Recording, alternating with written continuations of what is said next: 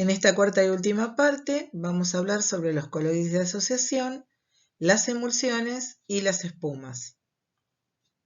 Así como las soluciones de proteínas y polisacáridos e hidrocoloides generalmente son coloides liófilos, también lo son los coloides de asociación, que son aquellos que se estabilizan en el seno de la solución formando agregados macromoleculares. Los coloides de asociación están formados por moléculas anfifílicas o anfipáticas como los agentes tensioactivos que ya vimos cuando estudiamos tensión superficial. Recordemos que los simplificábamos diciendo que tenían una porción a la que llamábamos cabeza hidrofílica que podía interaccionar con el medio acuoso y una cola hidrofóbica que puede interaccionar con un medio apolar.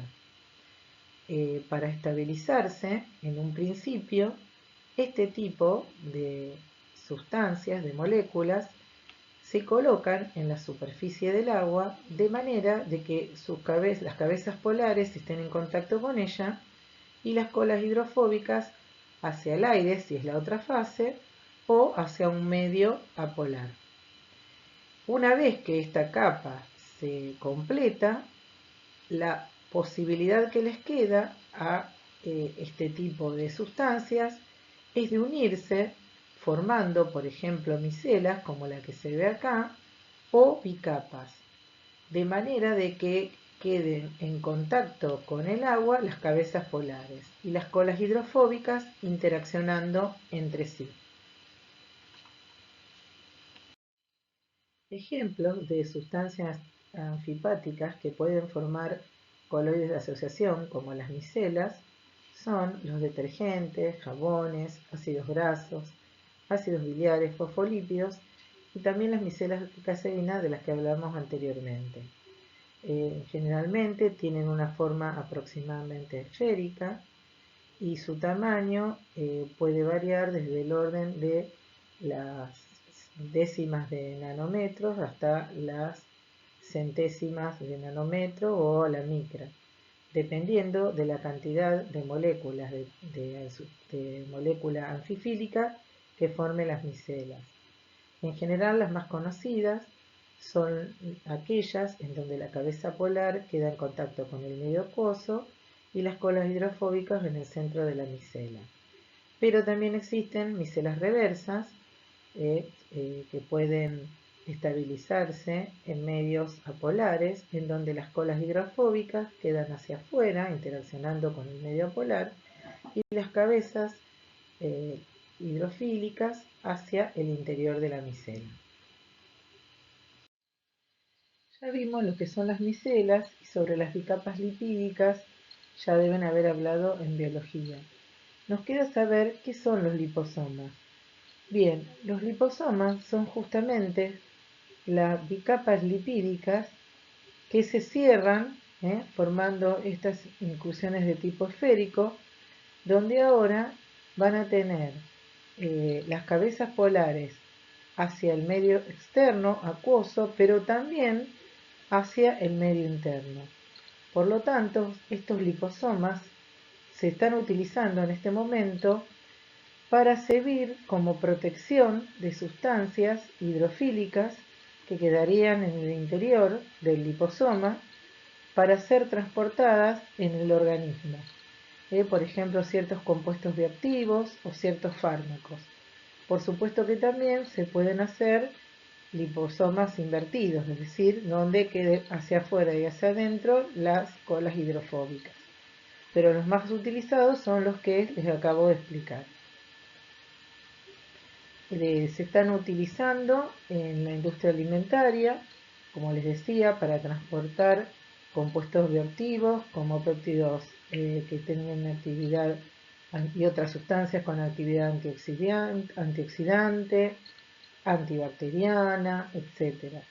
Y también los utiliza la industria farmacéutica con la misma intención.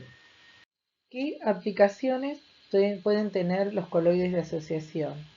En el caso de las aplicaciones industriales, La primera de ellas, que ya mencionamos cuando vimos tensión superficial, es la detergencia, pero también se pueden utilizar en la separación y extracción selectiva de compuestos, incluyéndolos dentro de las micelas o liposomas. En la industria farmacéutica y cosmética, como vectores de medicamentos, contribuyendo a su solubilización, su protección del medio interno y posterior liberación programada en el órgano blanco, y de que esta manera lleguen a ese órgano conservando su actividad. En el caso de las aplicaciones biológicas y bioquímicas, en el modelado de membranas biológicas, simulando en las membranas artificiales la inserción de proteínas. Se pueden utilizar para hacer estudios fotoquímicos y para el diseño de receptores de membrana. Desde el punto de vista de la física, utilizar estos coloides, en el caso de las bicapas, que también suelen llamar lamelas, para el estudio de la elasticidad de las bicapas y de las transiciones de fase. No está escrito acá, pero bueno, ya hablamos bastante de la aplicación que pueden tener para la industria alimentaria. Muchos alimentos son emulsiones, como vimos ya el caso de la leche, también está la mayonesa, cremas, etc. Y todos ellos son emulsiones donde la fase dispersa la constituye la fase orgánica o aceitosa y el medio dispersante una fase acuosa. Pero también vamos a ver que existen otro tipo de emulsiones. Por ejemplo, la industria farmacéutica y también la cosmética suelen utilizar emulsiones WO, es decir, en donde las gotas están formadas por la fase acuosa y el medio dispersante es la fase oleosa. Este es el caso, por ejemplo, de algunos bronceadores o también de algunas inyectables, ¿sí? Que generalmente es los que se colocan vía intramuscular, que constituyen este tipo de emulsiones. Las emulsiones están formadas por dos líquidos inmiscibles entre sí, en donde la fase dispersa lo hace de manera de formar pequeñas gotas en el medio dispersante. La formación de gotas se debe a que es la forma geométrica que expone menor superficie, de manera de tener la menor energía libre posible. Estas emulsiones son coloides leófobos, es decir, son termodinámicamente inestables. Todo lo contrario, lo que es espontáneo, es que se separen las fases. Lo que podemos tratar es de hacerlo lo más cinéticamente estables posible, y eso se suele lograr adicionando agentes que se conocen como agentes emulsionantes o emulsificantes. Estos agentes se adsorben en la interfaz, es decir, en la zona de contacto entre la fase dispersa y el medio dispersante, es decir, en la superficie de las gotas, ¿sí? Se absorben, quiere decir que se acumulan en esa superficie, y de esa manera minimizan la superficie de contacto de una gota con otra gota. ¿Por qué es necesario batir para poder preparar una mayonesa? Justamente la mayonesa es una emulsión y por lo tanto es termodinámicamente inestable. Entonces, si yo coloco todos los ingredientes de la mayonesa en un bol y los miro, no se van a mezclar. Voy a tener que entregar energía para que se arme la emulsión. Y por eso es necesario batir, y batir en forma enérgica, para otorgar una energía mecánica que haga posible la formación de la emulsión. Otra cosa es cómo la voy a estabilizar después. Las emulsiones se clasifican en dos tipos: en emulsiones agua, aceite o emulsiones aceite-agua. En esta gráfica podemos ver las partes que constituyen una emulsión. Tenemos la fase acuosa, coloreada de celeste, la fase oleosa o aceitosa, coloreada de amarillo, y lo que se ve pintado de naranja sería el agente emulsionante, que les comenté anteriormente, que generalmente son sustancias anfipáticas o anfifílicas que tienen una porción polar y una porción apolar. Entonces, la porción polar interacciona con el agua y la porción apolar o hidrofóbica con la fase oleosa o aceitosa. Si miramos el primer caso, es el de una emulsión que se suele llamar OA o OW, de la W en inglés water, o sea, oleosa acuosa o oiling water. ¿Qué quiere decir esto? Que la fase dispersa la constituye el aceite o la grasa o la fase orgánica que sea. Por eso se coloca a la izquierda. Mientras que la letra de la derecha representa al medio dispersante, que en este caso es agua o una solución acuosa. Como vemos en la lupita que está marcada, la gota, que en este caso es color amarilla porque sería de la fase oleosa, tiene absorbida en su superficie al emulsionante.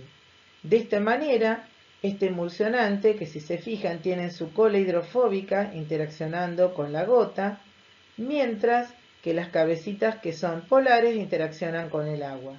De esta manera se trata de identificar la interacción de una gota con la otra, que formen agregados y que por último se separen. En la parte de abajo tenemos lo que se suele conocer como una emulsión inversa, que sería el caso en donde la fase dispersa es acuosa, mientras que el medio dispersante es oleoso, o sea, emulsiones AO o WO. Acá lo mismo, vemos que esta vez el agente emulsionante se coloca con sus cabezas polares hacia la superficie de la gota de la fase acuosa, mientras que las colas, que son hidrofóbicas, interactúan con el medio dispersante, que en este caso es apolar o hidrofóbico. ¿Por qué la receta de la mayonesa lleva huevo? En la yema del huevo se encuentra un agente justamente emulsionante, que es la lecitina, que fue una de las primeras fuentes de, o sea, la yema de huevo fue una de las primeras fuentes de este compuesto. La lecitina justamente se coloca entre la gota y el medio dispersante para conseguir la estabilización de la emulsión. Por supuesto que si nosotros hacemos una mayonesa casera, la estabilidad es de muy corto tiempo porque la cantidad de lecitina que hay en una yema de huevo no es mucha. Por eso generalmente en las mayonesas de origen comercial se aditiva con lecitina y en general, si bien puede tener origen del huevo, se suelen utilizar en su mayor parte lecitinas de origen vegetal, como por ejemplo la de soja. Una emulsión se considera estable cuando, como se muestra en la figura central, las gotas se encuentran separadas unas de otras y dispersas en el medio dispersante, es decir, sin contacto unas entre otras. Pero como dijimos al principio, una emulsión es un coloide heliófobo, es decir, que lo que es espontáneo y favorable desde el punto de vista termodinámico es que las gotas se unan unas con otras. Y eso va a suceder irremediablemente, aunque agreguemos emulsionantes o emulsificantes. Lo importante es que esto ocurra en un tiempo determinado, o sea, con una lentitud que permita que esta emulsión cumpla con la aplicación para la que fue creada. Hay distintos mecanismos de desestabilización y los dos primeros, que son el cremado y la sedimentación, tienen que ver con la diferencia de densidad entre las gotas y el medio dispersante. Si las gotas tienen una densidad menor que la del medio dispersante, van a tender a ir hacia la superficie de la mezcla y se van a acercar tanto unas entre otras que van a comenzar a interaccionar, a unirse y ocurre la separación de fases, donde uno ve la fase que estaba formando la fase dispersa en la zona superior y el medio dispersante en la inferior.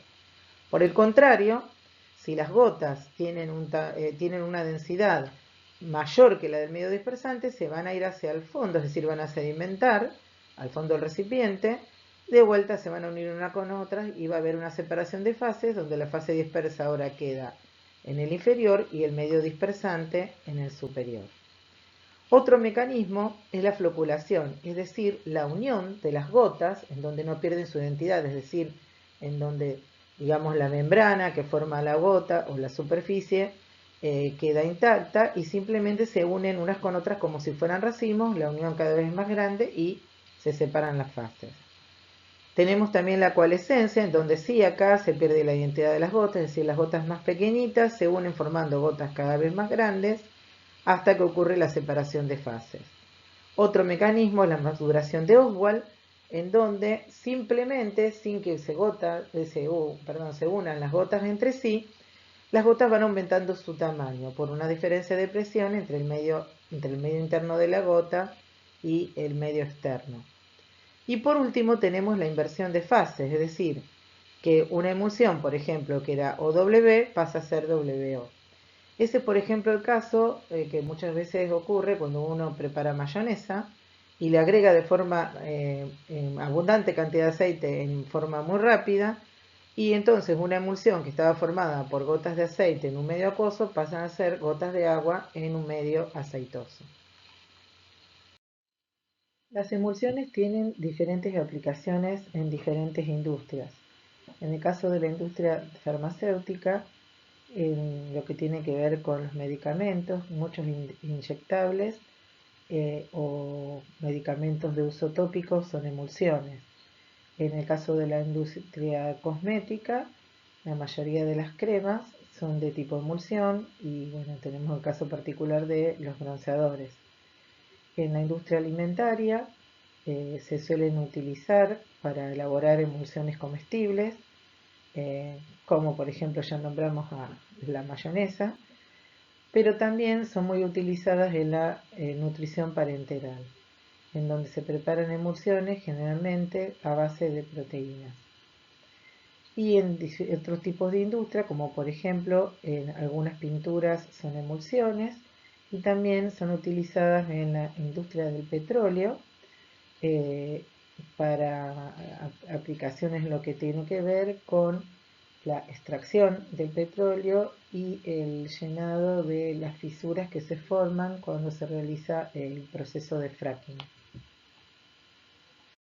Por último vamos a hablar de las espumas líquidas, que vemos acá en las figuras diversos ejemplos de alimentos como las espumas de la cerveza, el merengue, los mousse, son ejemplos de espumas líquidas en alimentos. Pero no solamente son utilizadas por la industria alimentaria, sino también, como se ve en una de las imágenes, por ejemplo, es el caso de la espuma de afeitar, o también en muchos mousse que se utilizan para colocarse en el cabello. Recordemos que las espumas están formadas con una fase gaseosa, que es el medio disperso, o sea, la fase dispersa, esencialmente formado por aire, dispersada en una fase líquida acuosa. También son coloides liófobos como las emulsiones y por lo tanto termodinámicamente inestables, es decir, que en este caso las burbujas de aire, en vez de gotas como en el caso de las emulsiones, estas burbujas de aire no van a tender a estar separadas sino a unirse y de esa manera se desestabiliza la espuma. ¿Cómo se puede evitar esto? Bueno, así como se agregaban los llamados agentes emulsionantes en las espumas, aquí también se agregan agentes que son surfactantes o tensioactivos que son esenciales justamente para que la espuma permanezca estable por lo menos el tiempo requerido para su aplicación.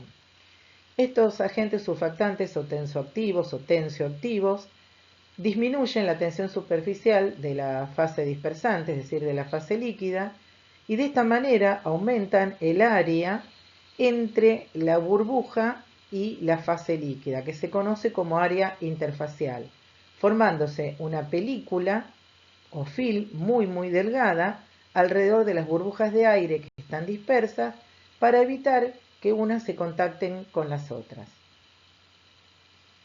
De su forma, las burbujas se pueden clasificar en esféricas y poliédricas. En el caso de las espumas esféricas, se las consigue cuando el volumen de líquido es mucho más grande que el volumen del gas, es decir, que el volumen de la fase dispersante es muchísimo más grande que el volumen de la fase dispersa. En este caso, las burbujas adoptan la forma esférica, que como ya vimos es la más estable en cuanto al contenido de energía, y debido a que hay poca cantidad, interactúan muy pocas entre sí y entonces es una espuma que es cinéticamente estable. El tema es que cuando uno requiere elaborar espumas para una aplicación tecnológica en particular, en general la cantidad de fase dispersa es más grande que en este caso y entonces debido a que las burbujas están muy cerca de unas de otras, adoptan la forma poliédrica. En este caso, las burbujas, al estar muy cercanas entre sí, se comprimen y por eso adoptan esta forma. Las burbujas se encuentran dispersas en una matriz continua líquida que contiene al agente tensoactivo y se encuentran separadas entre sí por una fase continua de capas delgadas de líquido que tienen espesores del orden de los nanómetros y que se conoce con el nombre de lamela. La lamela separa a dos capas poliedras de los poliedros adyacentes y los puntos o canales de encuentro, que está simbolizado acá con la letra X, se conocen como plateau border. Debido a esto y a su ubicación, la presión en el plató es menor que, por ejemplo, en la zona marcada con la letra I, que en estas otras partes. Es por eso que el líquido tiende a fluir hacia la zona del plató borde.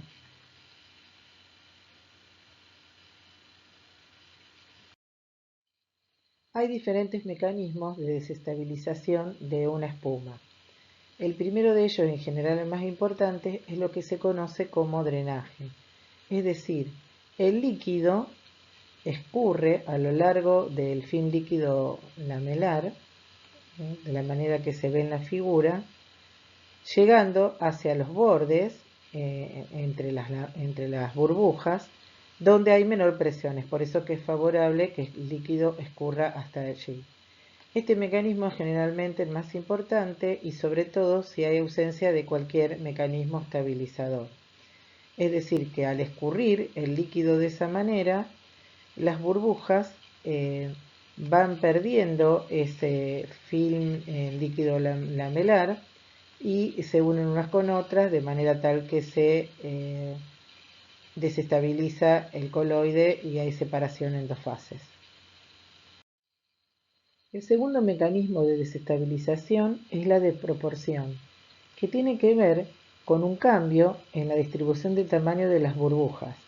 Esto se debe a que las burbujas más pequeñas son las que tienen mayor presión de gas en su interior y las más grandes las que tienen menor presión de gas. Por lo tanto, el gas tiende a difundir desde las burbujas más pequeñas hacia las más grandes, es decir, de donde hay mayor presión interna a donde hay menor presión interna. Esto es espontáneo y de esa manera el gas se estabiliza. Por lo tanto, las burbujas van a ir aumentando de tamaño y de esa manera desproporcionándose, es decir, haciendo que la fase gaseosa se comience a separar de la fase líquida. Por último, el tercer mecanismo es el de coalescencia, algo similar a lo que ocurría en las emulsiones. En este caso, debido a que se comienza a romper el film lamelar o película lamelar, las burbujas se empiezan a fusionar entre sí, formando burbujas cada vez más grandes, como se ve en la figura, y este es un mecanismo un poco más lento que los anteriores, pero que ocurre aún en presencia de agentes estabilizadores. Como se ve en las micrografías, en la figura, la imagen de la izquierda es una imagen de un microscopio de burbujas estables, burbujas poliédricas estables.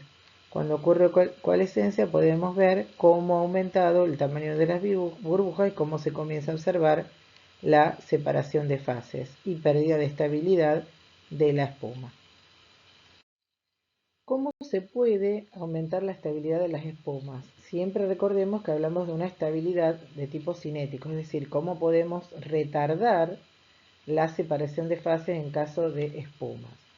Una de las cosas que se pueden hacer es aumentar la viscosidad de la fase líquida para de esa manera retardar el drenaje del líquido, o sea que habíamos hablado como una de las primeras causas de la desestabilización, y que además esto otorgaría como una especie de efecto colchón o de amortiguación para evitar los choques resultantes del movimiento ya sea aleatorio o inducido y que de esa manera se rompa el film lamelar.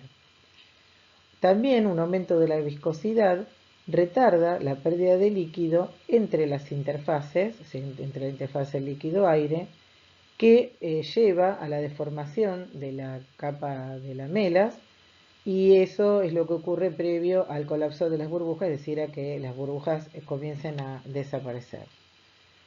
También se podría proporcionar efectos de superficie, es decir, modificar la interfase líquido-aire de tal manera que se puedan reparar las áreas en donde se comienza a adelgazar la película lamelar y que esto es ocasionado por el drenaje del líquido. Si se pueden absorber surfactantes iónicos y no iónicos o polímeros como por ejemplo ciertas proteínas o polisacáridos en la interfase, podría ocurrir repulsión electrostática y estérica y de esa manera aumentar la estabilidad coloidal como lo habíamos explicado en videos anteriores. Además, se debería retardar la difusión del gas desde las burbujas más pequeñas a las más grandes, que como dijimos tiende a ser espontáneo. Todo esto se puede conseguir adicionando surfactantes o polímeros. ¿Cuál es la acción de estos surfactantes y o polímeros? Lo que hacen es propiciar una o todas o dos o tres de las condiciones que nombramos anteriormente que permiten incrementar la estabilidad. Por ejemplo, disminuyen la tensión superficial del sistema. Una de las definiciones de la tensión superficial desde el punto de vista termodinámico es el trabajo necesario para mover una molécula de líquido que está en el seno de un líquido hacia su superficie, es decir, ponerlo en contacto con el aire. Esto es esencial para el caso de formación de espumas, por lo tanto, si yo disminuyo la tensión superficial, estoy disminuyendo el trabajo necesario para formar la espuma inicialmente, porque recordemos que no se va a formar espontáneamente, sino que hay que hacer trabajo, es decir, entregar energía mecánica para que se forme. Y de esta manera se van a formar burbujas más pequeñas y uniformes. Podemos responder la siguiente pregunta. ¿Por qué si se agita agua pura no se obtiene espuma, pero si le agrego detergente sí? ¿A qué se debe esto? Se debe a que para que un líquido pueda producir una espuma, debe cumplir con las siguientes condiciones.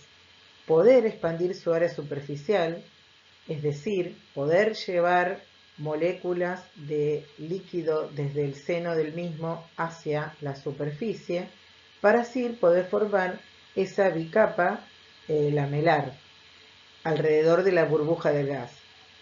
También debe poseer propiedades rheológicas y superficiales que le permitan demorar el adelgazamiento de esa película laminar que conduce a la coalescencia.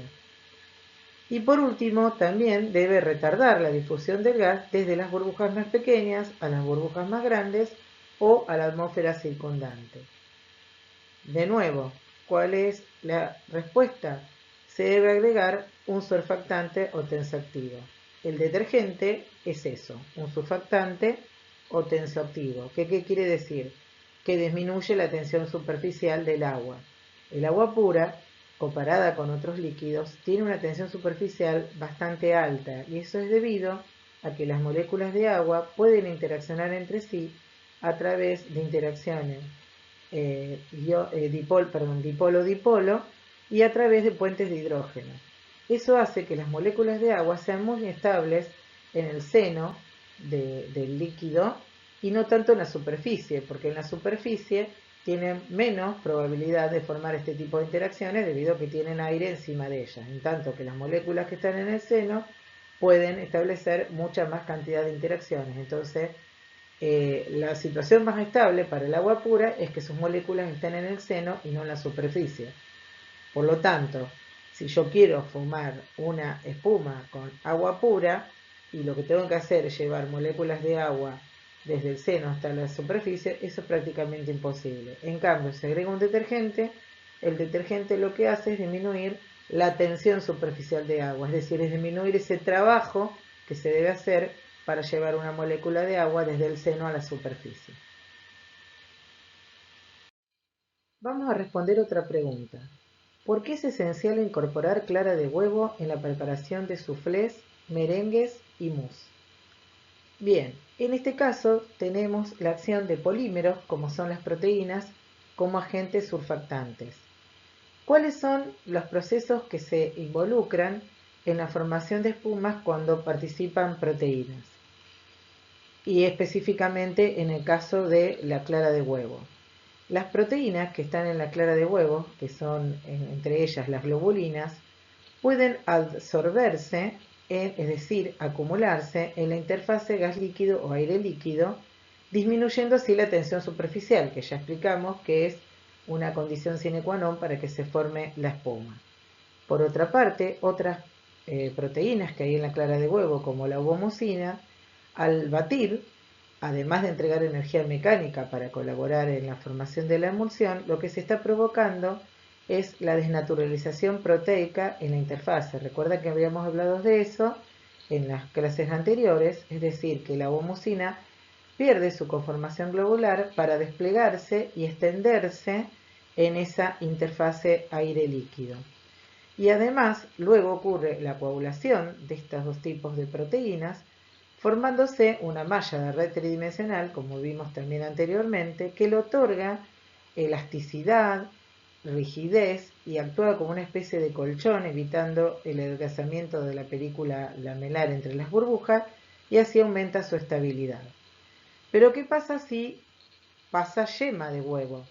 La yema de huevo contiene lípidos que van a llegar por su tamaño y por su composición, van a poder llegar antes a la interfase que las proteínas, o sea, se van a acumular ellos en la interfase y van a evitar que ocurran todos los procesos que nombramos anteriormente y por lo tanto la espuma que se consiga va a ser mucho menos estable.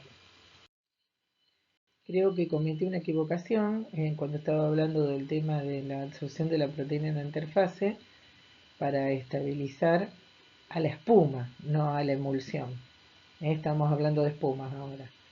Fue un pequeño furcio. En esta última diapositiva se puede observar la bibliografía utilizada para preparar este tema. La mayoría de los libros se encuentran en idioma inglés, pero por ejemplo el de Wallstra, que se dedica en particular a la química y la física de la leche, se puede encontrar en castellano.